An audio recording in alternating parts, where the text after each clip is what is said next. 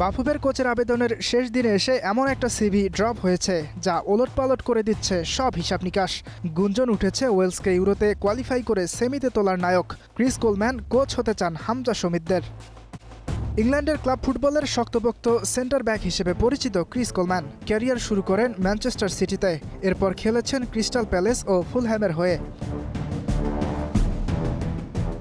Wales জাতীয় দলের হয়েও ছিলেন তিনি নির্ভরযোগ্য ডিফেন্ডার। এক দশক দাঁড়িয়েছেন দলটির দুর্গ হয়ে, খেলেছেন ৩২ ম্যাচ, ডিফেন্ডার হয়েও করেছেন ৪ গোল।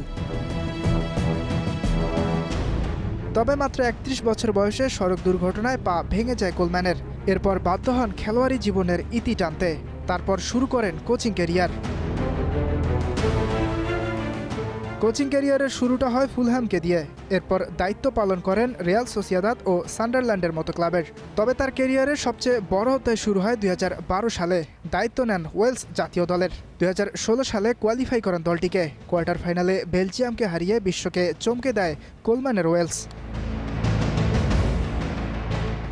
এমন একজন হাই প্রোফাইল কোচ যদি হামজা শমিতদের দায়িত্ব নেন, তাহলে নিশ্চয়ই বড় স্বপ্ন দেখতেই পারে বাংলাদেশ।